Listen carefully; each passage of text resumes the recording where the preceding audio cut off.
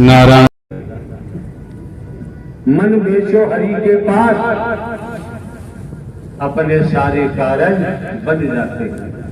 मन आपका है तो आप जाने, आपका जाने काम समझ सकते हैं। गुरु की बात चल रही थी। द्वापर का लेख कहता है, श्री कृष्ण जी सुदामा जी यहाँ प्यास लाद के ला रहे हो कि प्रदीप पे अकड़ खराब हो रही है।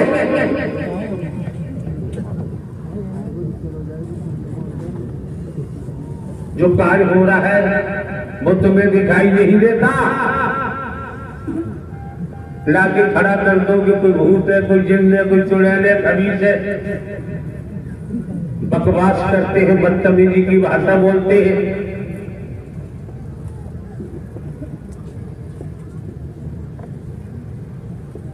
यहाँ इन पे कब्जा भी किया जा सकता है। इस संसार में किसी के कब्जे में आने वाले नहीं होते हैं। रूह है, हवा है, कौन पकड़ेगा इसे? फंसे हुए तंत्र मंत्र में, जादू टोना में, नींबू काटो, मिर्चे करो, ये करो, वो करो, ये चढ़ाओ, वो चढ़ाओ, तमाम प्रकार से। आप लोगों को सहज स्वभाव में बिना कर्मकांड किए कुछ खर्चा नहीं, सहज स्वभाव में नारायण साकार हरि की सत्य कथा श्रवण करने को मिल रही है। बदले में पैसा खर्च नहीं हो रहा। तुम्हारे ग्रामीण अंचलों में कोई भगवान नहीं आएगा। भगवान जी वहां जाते हैं। 7 दिन का 30 लाख लेते हैं। चढ़ावा आएगा वो भी ले जाएंगे। शुद्ध देसी घी का भोजन चलता है। 36 प्रकार के व्यंजन बनते हैं। स्विमिंग पूल चाहिए, एसी चाहिए। हमारी मौजूदगी फरीदाबाद में भी अग्रवाल धर्मशाला में हमारा प्रवास था। 5-6 किलोमीटर दूर दूसरी और अग्रवाल धर्मशाला थी। वहां पर आयोजन था। तो हमें संध्या के समय बताया महापुरुषों ने, इस धर्मशाला में भगवान जी आ रहे हैं। 2 दिन बाद समापन होने को था। तो महापुरुषों ने कहा, हमने मना कर दिया समापन के बाद अपने बैनर लगाना। तो पता चला 7 दिन के 30 लाख रुपए लिए हैं उन्होंने। जितना चढ़ावा आता है लाला लोग करा रहे थे, सेठ लोग। आप जानते चढ़ावा भी करोड़ों में आएगा, सब कोई ले जाते थे। जो सेठ जी करा रहे थे उन्होंने कहा, हमारे रिश्तेदार पता चला है देसी घी के व्यंजन बनेंगे, जो मतलब सब कुछ उन्होंने बताया। तो हमने कहा वो जाने उनका जाने काम, हमें कुछ नहीं कहना है। हमें कर्मकांड आता ही नहीं है। हम कोई कर्मकांड की बात करने को तैयार ही नहीं है। हमें तो सीधी बात आती है। हमने तो नारायण साकार हरि परमात्मा को देखा है और किसी को देखना पसंद करते नहीं। नारायण साकार हरि परमात्मा का नाम आपने पहली बार सुना होगा। नारायण साकार हरि परमात्मा ब्रह्मांड के रचयिता है। ब्रह्मांड के रचयिता है, संचालन करता है, संहार करता है। दुनिया के शास्त्र पढ़ लो तो पता चल जाएगा हरि परमात्मा का नाम किसने क्यों नहीं लिया। यहीं से शुरुआत हुई है। हमने आप लोगों को ढोंग पाखंड आडंबर में हम नहीं ले गए। लकीर का फकीर हमने आपको नहीं बनाया है। जो वास्तव में परमात्मा है, नारायण साकार हरि का न आदि है, न अंत है, न जन्मते हैं, न मरते हैं। शंकर ब्रह्मा विष्णु राम श्री कृष्ण देवी दुर्गा हनुमान जी सभी ने हरि का ही भजन किया। आप आंख में लिप हम सीधे लगाना चाहते हैं। हमने तो आपको जीवित परमात्मा दिया है, जिंदा। हमने आपको नारायण साकार हरि ही परम सदगुरु बन के आपका मार्गदर्शन कर रही है। फिर भी आपकी समझ में आए तो भैया दोबारा मत आना। महंगाई का जमाना है, किराया भाड़ा खर्च करने की जरूरत नहीं है। हमें आपकी धन दौलत चमड़ी दमड़ी से कोई लेना देना नहीं है। हमारी किसी से न दोस्ती है न दुश्मनी है। झंडू बड़ा बाजार में हर भक्त की मांगे खैर, ना काऊ से दोस्ती ना काऊ से बैर। जस करनी तस भरनी, तो करेगा तो भोगेगा, कोई मतलब नहीं है। झमेले में हम पढ़ना नहीं चाहते। कोई समय था सारी सारी रात बैठते थे, बैठते अब भी है। मिलना जुलना बंद कर दिया। पंडाल में कितनी आ जाओ, संसार भी इकट्ठा हो जाए तब भी काम चलेगा।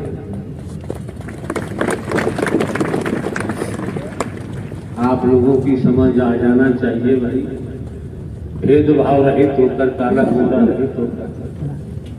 अगर आप सतोगी सतो प्रधान आत्मा न होते तो श्रीमान जी इस सत्य के साथ में आपका आना संभव नहीं था। अरे खेती बाड़ी नौकरी करते हैं, व्यापार करते हैं, मजदूरी करते हैं, फिर भी सतोगी सतो प्रधान आत्मा है। जब भी आपका आगमन हुआ बाबूजी, जैसे आगमन संभव नहीं था। ये मौका जो मिला है आपको, समय मिला है, इसे नाहक बर्बाद मत होना। निगाह को इतना मजबूत बनाओ, इतना मजबूत बनाओ, अपने परमात्मा को देखेंगे तो कान भी परमात्मा की सत्य कथा सुनेंगे, जुबान से भी सत्य ही निकलेगा, फिर झूठ बोलने की जरूरत नहीं पड़ेगी। संत मत कहता है माया मरी न मन मरे, मर मर जात शरीर, आशा तृष्णा न मरी कह दास। अगर आप लोग चाहें तो ये श्रीमान जी आए निकल के, अगर आप लोग चाहें तो इनको सुनना चाहें तो हाथ उठाओ, इन्हें खड़ा किया, हाथ उठाओ या हमें पूछ कौन है, कौन हो तुम?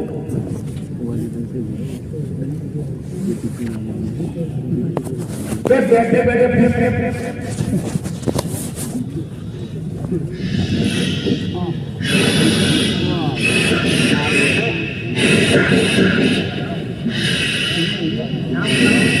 ये तो पक्षी जैसी आवाज है, जैसे चीड़ करती है, ईद करता है। मरो शैतानी बर्दाश्त नहीं की जाएगी। दूसरा क्या कर रहा है? धीरे बोल, आवाज बंद हो जाएगी, आवाज भी ना निकलेगी। सही बात बता दिए बोल।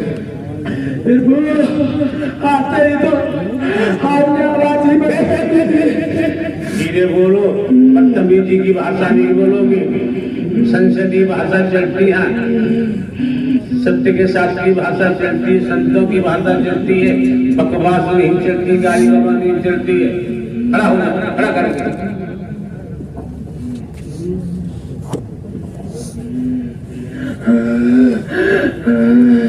मैं मसान गुरु हूँ प्रभु, मसान गुरु हूँ मैं। एक सेकंड हमारी सुनते जाओ। आप श्रीमान जी मसान गुरु हैं, हम तो नहीं जानते, हम इतना जानते हैं हम साधारण व्यक्ति हैं और बूढ़े व्यक्ति यहाँ क्यों आए हो? तो प्रभु आप सब जानते हैं मालिक। जो हमने प्रश्न किया सब उसी रूप में उत्तर दो। हम एक साधारण व्यक्ति हैं, बूढ़े व्यक्ति यहाँ क्यों आए? नहीं प्रभु, आज आप इस ब्रह्मांड के मालिक हैं, इस ब्रह्मांड के मालिक हैं। प्रभु आप साधारण व्यक्ति हो ही नहीं सकते, हो ही नहीं सकते मालिक। मैं इन्होंने क्या बताया, कौन है ये? मसान गुरु, मसान गुरु। मसान क्या होते हैं आप लोग जानते होंगे, हम तो नहीं जानते। अब ये मसानों के भी गुरु हैं। अब आप सुनिए श्रीमान जी क्या बोल रहे हैं। किसी के बेटे हैं, किसी के भाई हैं, शरीर की अवस्था आप देख ही रहे हैं, कोई नहीं चाहता, हर कोई सहज स्वभाव में जीना चाहता है। इन पर क्या बीत रही है, इन पर कितनी मार पड़ रही है, कितनी इनकी हड्डियां टूट रही है, किन्हीं के इनके पूंछ टूट रहे हैं। तो इन्होंने जो बताया, हमने तो कहा हम तो एक साधारण व्यक्ति हैं और बुढ़ापा वैसे आ गया, हम क्या कर सकते हैं। दुनिया में इतने गुरु हैं, कोई मेरे सामने नहीं टिक पाया, कोई नहीं टिक पाया। अगर ये ब्रह्म नहीं होता तो पानी की तरह पी जाते। इतनी शक्ति है मुझमें, इतनी शक्ति है। ब्रह्म नहीं होता तो पानी की तरह पी जाता है। नहीं, इतनी शक्ति है मुझमें। समझ सकते हैं आप कि श्रीमान जी क्या बोल रहे हैं, क्या आवाज दे रहे हैं? आप समझ सकते हैं, समझना चाहिए। कैसा खुलासा कर रहे हैं। और हमने कह दिया हम तो यार साधारण व्यक्ति हैं, और बुढ़ापा वैसे आ गया, रोम रोम के बाल सफेद हो गए, चमड़ी लगने लगी है।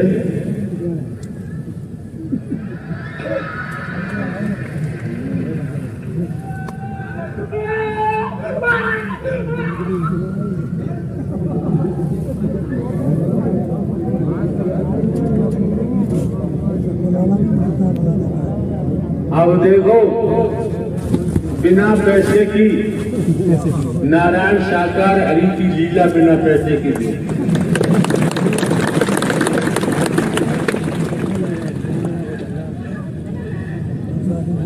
मैच लगा। अब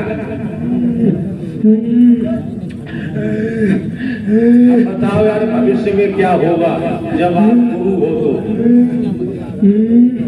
फिर वो महाविनाश आने वाला, मालिक महाविनाश।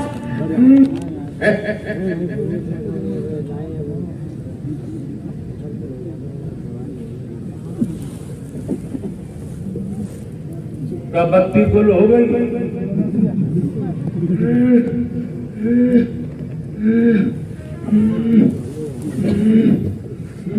मैंने पूरी शक्ति लगा दी मारने के लिए, एक भी कुछ नहीं कर पाया। ये श्रीमान जी बोल रहे हैं, इन्होंने हमको मारने के लिए पूरी शक्ति लगा दी, और ये गुरु है फिर भी कुछ नहीं कर पाए, अपने मुंह से बता रहे। आस बात यह है कि कोई इकबाल नहीं करता अपने जुर्म का, और ये इकबाल कर रहे अपने। फिर क्या क्या किया आपने हमको मारने के लिए? फिर वो हमारे हर रोम रोम में इतने जिंद मसाद है। फिर वो इतने मसाद है, मैंने सारे राजे मारने के लिए, पर आपने एक सेकेंड में भस्म कर दी। फिर वो भस्म कर दी। हम तो साधारण व्यक्ति हैं, बूढ़े व्यक्ति, हम क्या कर पाएंगे? साधारण व्यक्ति होता तो पानी की तरफ पी जाता। इतना बल है, इतना बल था मुझमें, पानी की तरफ पी जाता। इतना बल है मुझमें, इतना बल है मुझमें, इतना बल है। अगर ब्रह्म न होते तो ऐसे पी जाता, ऐसे। समझने का प्रयास आप लोग करें। इस तरीके से जो उद्घोष कर रहे हैं अपने मुखमंडल से, तो समझ लीजिए, परख लीजिए, नारायण साकार हरि परमात्मा के चुंगल में है जब ये इकबाल कर रहे हैं, अन्यथा कोई इकबाल करने को तैयार। और क्या होगा आगे?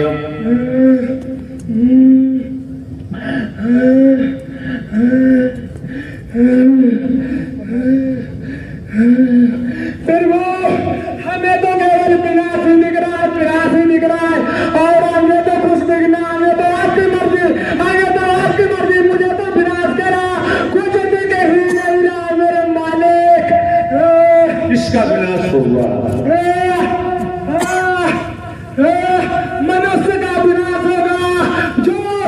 जो मेरे मालिक को पहचान नहीं पा रहे, उनमें सीधे कुकर्म कर रहे हैं, उनका विनाश होगा, उनका विनाश होगा।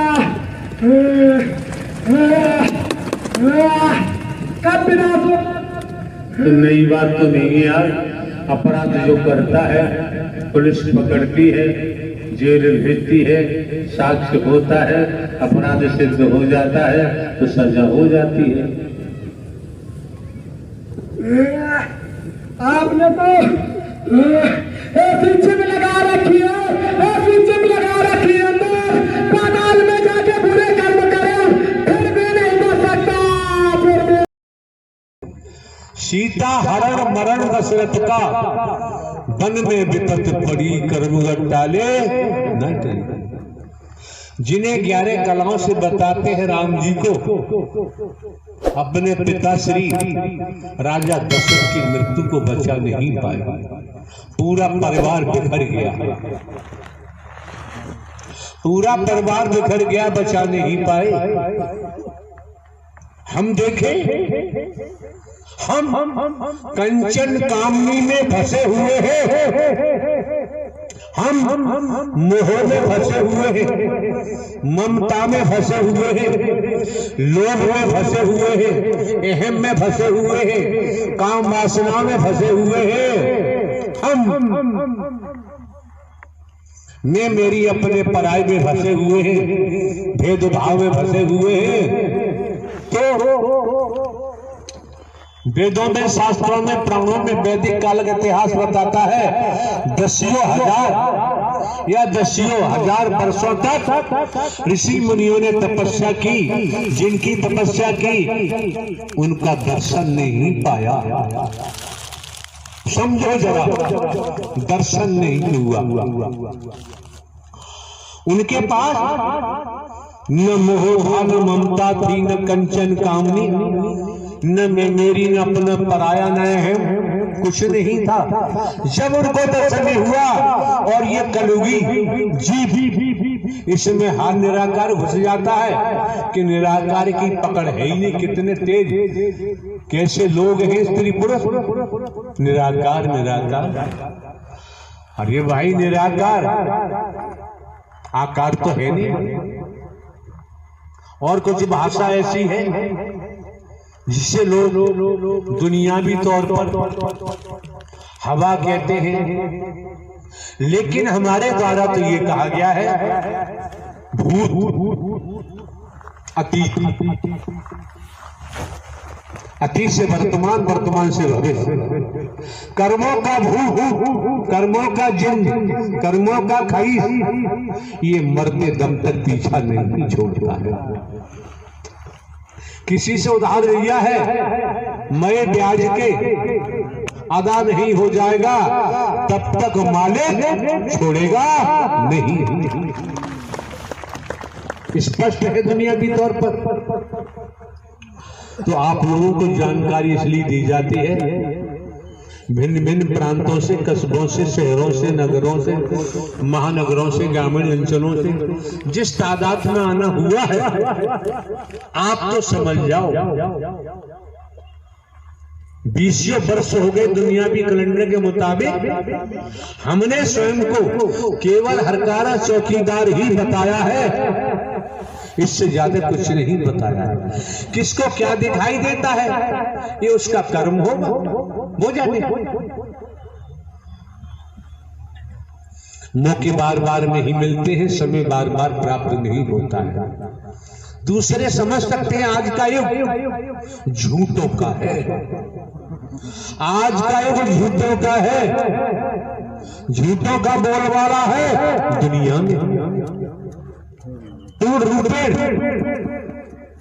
और झूठ के साथ साथ कंचन कामनी और भेद, 4 पॉइंट। ये विष है, महाविष, ये हलाला है, हलाहल संपूर्ण जगत में छाया हुआ है। मौके बार बार नहीं मिलते हैं, समय बार बार प्राप्त नहीं होता है। तीसरे समझो, अगर तुम्हारे बेटा बेटी अपने पिता के नाम को बेचते हैं, क्या वो पिता बर्दाश्त कर सकता है? हाथ उठाओ, बर्दाश्त कर सकता है? हाथ उठाओ ईमानदारी से। जब आपके बेटा बेटी आपके नाम को बेचते हैं, आप बर्दाश्त नहीं कर सकते। साकार हरि परमात्मा का जो नाम बेच रहे हैं, तो ये हरकारा चौकीदार बर्दाश्त नहीं कर सकता।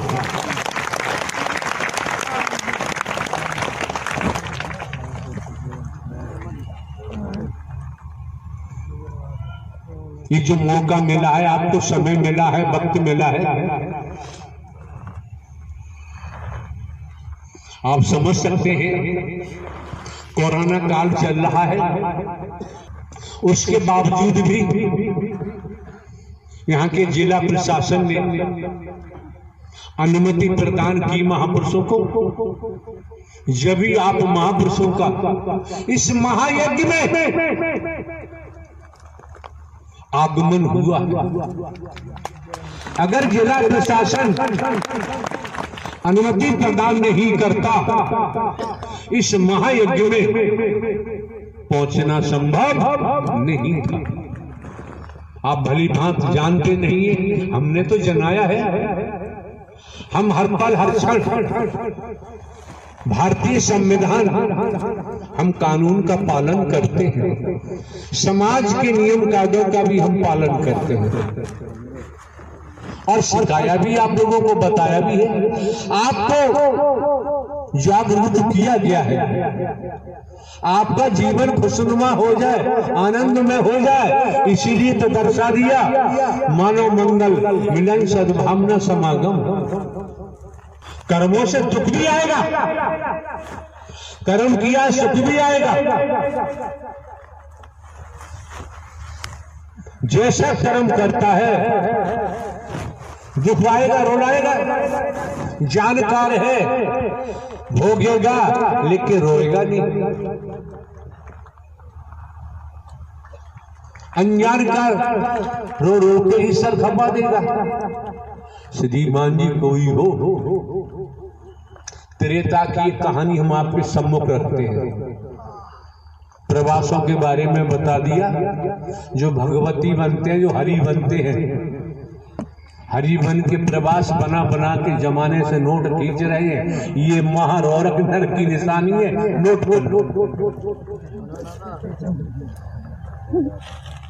हरि परमात्मा का विधान है और ये हरि परमात्मा के विधान को तोड़ रहे हैं। सरकार के कानून को तोड़ोगे तो सरकार दंडित करती है। त्रेता का एग्जाम्पल है, किस्सा है।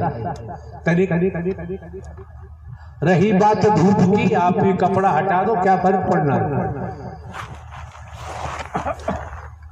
ये धूप भी अगर संसार के तौर से देखे, मेडिकल साइंस के हिसाब से देखे, सूर्य का प्रकाश बढ़ रहा है, कई रूपों में आपको लाभ पहुंचाएगा, विटामिन डी देगा। और कहीं की मांसपेशियां वगैरह ऐसी वैसी गर्मी बढ़ेगी तो वो खुल भी जाती है। तो त्रेता का एग्जाम्पल है। 5 संत जा रहे थे, इतिहास की कहानी है। इसमें कोई हमसे क्वेश्चन करेंगे, हम उत्तर नहीं दे सकते कि इतिहास की बात है, हमारी व्यक्तिगत बात है, उसमें हम प्रश्न करने को छोड़ते ही नहीं है। सामने से आप लोग जानते हैं, इतिहास में आता है, कथाकार अधिकांश बोलते होंगे, रत्नाकर डाकू का नाम आता है। रत्नाकर डाकू अपने साथियों के साथ आ रहा था, इधर से महात्मा लोग, लेख कहता है रत्नाकर डाकू ने संतों से कहा, बे ठहरो। किसी संत ने कहा, ले भाई हम ठहर गए, तू कब ठहरेगा, आप सब पर लागू है, हजम नहीं होगा। अगर वास्तव में आज शिवरात्रि का समय है, पहली तारीख, उस आधार पर भी देखोगे, अपने हृदय से निर्णय करो कौन पापी नहीं है। जो विधाता के विधान को तोड़ रहा है वो महापापी हो जाता है। संसार में कोई हो, अगर कोई पद मिला हुआ, धन मिला हुआ है, संस्कार है, संस्कारों से मिला हुआ है, तपेश्वरी से राजेश्वरी, राजेश्वरी से नरकेश्वरी, वेद कहता है, शास्त्र कहता है। संत ने कहा डाकुओं से, ले हमको ठहरे, तू कब ठहरेगा। तो रत्नाकर डाकू ने जवाब दिया होगा, ऐसा इतिहास कहता है। क्या पहेलियां बुझा रहे हो? जो कुछ है रख दो। संत ने कहा ये दंड फंद किसके लिए करता है? परिवार के लिए, कि हम पे जो कुछ है हम रख देंगे। लेकिन परिवार वालों से पूछ गया, परिवार वालों से पूछ गया, तेरे कर्म में परिवार वाले साझीदार हैं? रत्नाकर डाकू ने कहा मैं जाऊंगा, तुम भाग जाओगे अपने साथियों को छोड़, हम क्यों भागेंगे? जिस मालिक के, जो ब्रह्मांड का रचयिता है, संचालन करता है, संहार करता है, उसकी शरण ली है, अब भाग के जाएंगे कहां? अपने जीवन की बागडोर हरि साकार के हाथ में सौंप दी है। झूठ बोलोगे पाप लगेगा, और लगा है लोग बचे ही नहीं सकते। सुनने को भी मिलता है, मिलेगा। रत्नाकर डाकू जाता है अपने गांव, अटेंशन होके, सावधान होकर सुनिए। छोटी छोटी बातें अगर हम स्वीकार कर लें, कर्म में डालें, तो हमें ऊंचाइयों तक पहुंचा देती है। शिक्षा जरूरी क्यों है? बिना शिक्षा के अधिकारी कर्मचारी नहीं बन सकते। बिना शिक्षा के किस डिपार्टमेंट में जाओगे?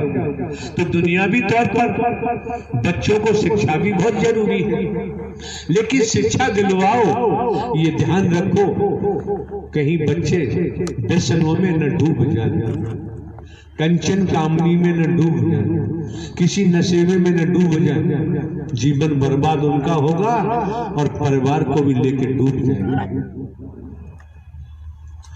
रत्नाकर डाकू अपने गांव जाता है, सर्वप्रथम माता पिता से पूछा कि जो मैं दंड भंड करता हूं,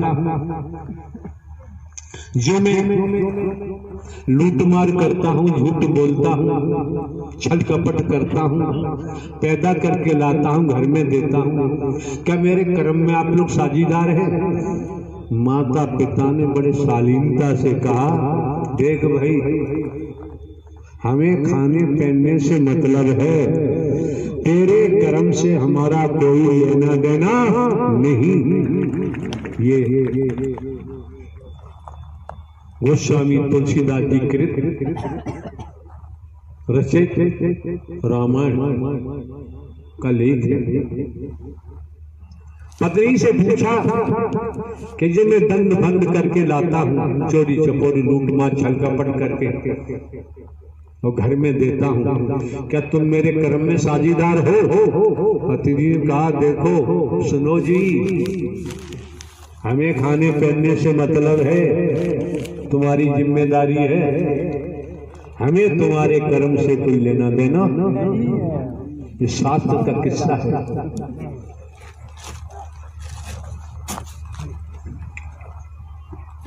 फिर क्या होता है?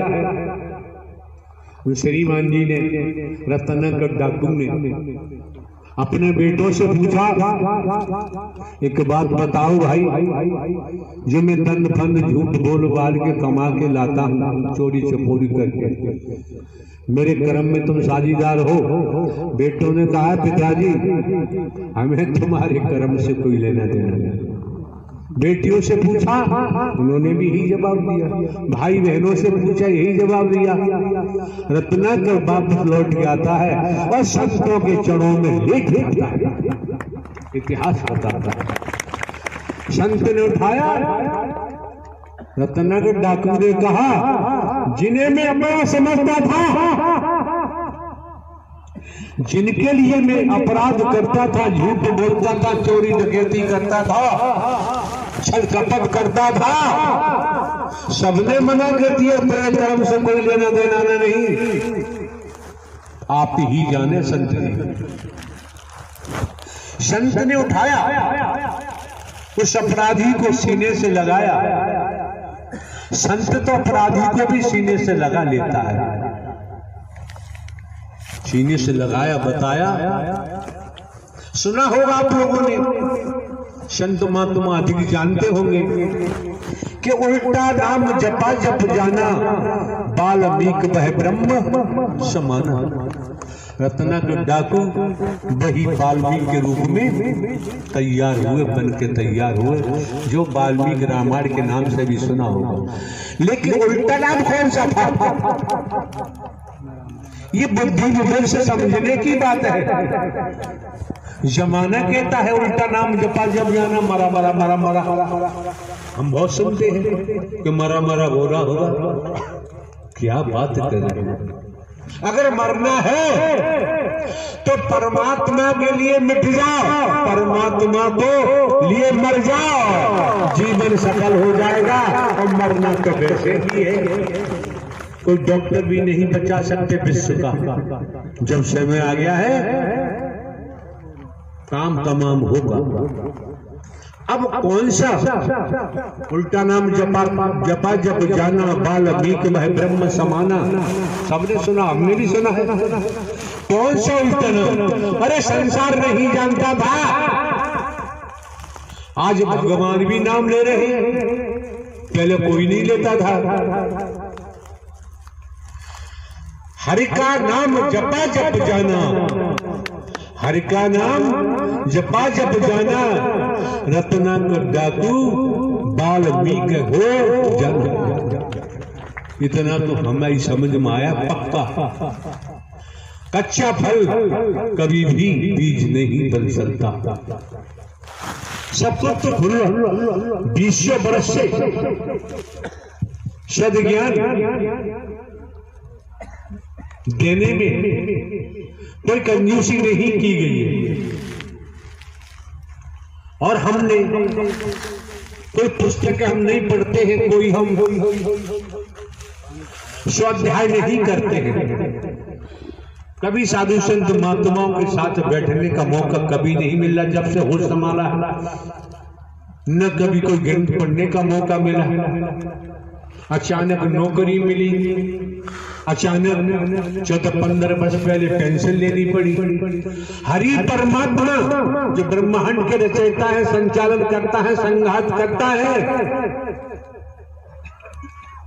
अगर स्वयं हरि का खेल न होता तो हम भी कमा रहे होते, अरबों की संपत्ति हमारे पास होती। और नहीं है तो किसी पार्टी में मिल जाते, एमएलए एमपी बन जाते। लेकिन शुरू से आप लोगों ने प्रारंभ से सुना होगा, हम तो घर का चौकीदार बन के काम करते आए, कर भी रहे। तो ये ढोंग पाखंड आप लोग क्यों करते हो जब हम नहीं करते? यहाँ आते तो मत करो, किस लिए करते हैं? हमारा यश हो जाए, फिर चढ़ावा होगा, फल भी आएंगे, मिठाइयां भी आएंगी, नोट भी आएंगे, सोना भी आएगा।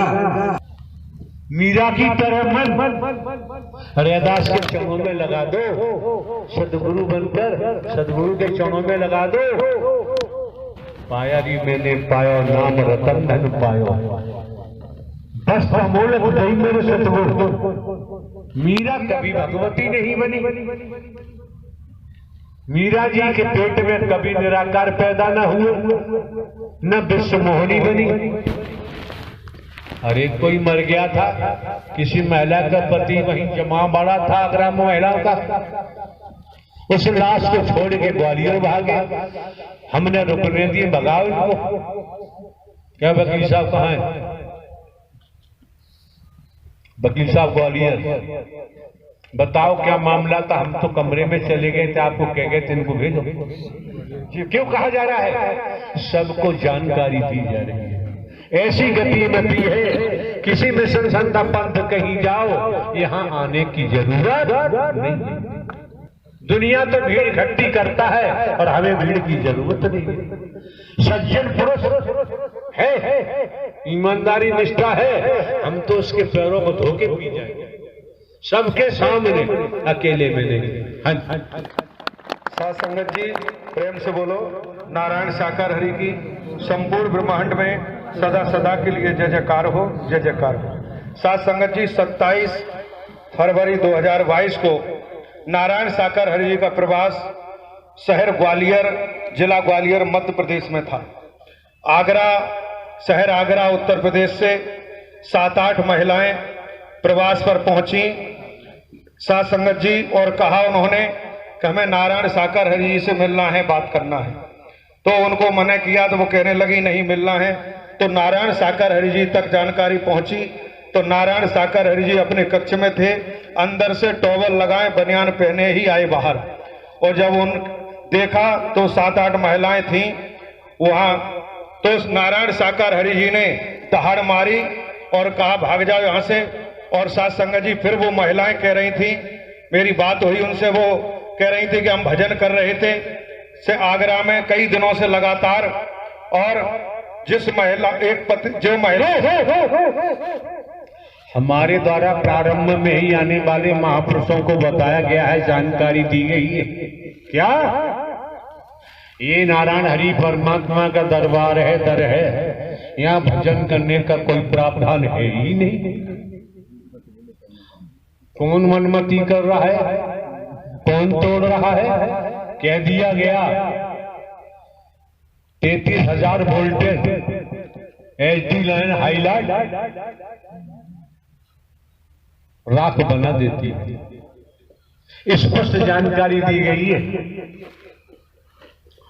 कि बैठकर भजन करने की जरूरत नहीं है। मंच से पंडाल में बोला गया है और बोला जाता है। केवल अगर जरूरत है तो मानव मंगल मिलन सद्भावना समागम का आयोजन करो, जरूरत है तो, और जरूरत नहीं तो नहीं। सत्य के साथ में आते जाते सुनोगे तो कर्म में ढालोगे, पक्का भजन हो जाएगा। अलग से कोई भजन करने की जरूरत नहीं पड़ेगी। क्यों? अभी आप लोग समझ कहाँ पाए हैं? आप लोगों की खातिर इतना चिल्लाना पड़ रहा है। यहाँ सब कुछ दर्शन से हो जाता है, यहाँ बोलने की जरूरत नहीं। यहाँ बोलने का कोई प्रावधान ही नहीं है, कोई प्रावधान नहीं है। फिर क्या हुआ? तो साथ संगत जी वो कहने लगी कि उन महिला में से एक कि मेरे पति पर एकदम से आत्मा हावी हो गई और दुष्ट आत्मा, और उसने साफ मुंह उधर करिए, साफ बताइए, जल्दबाजी मत करिए। तो जो महिलाएं थी तो उन महिला में से एक महिला ने बताया कि मेरे पति पर आत्मा, दुष्ट आत्मा हावी हो गई और उसने लट उठा के और हम 7-8 महिलाओं की जम के पिटाई की, बहुत मारा।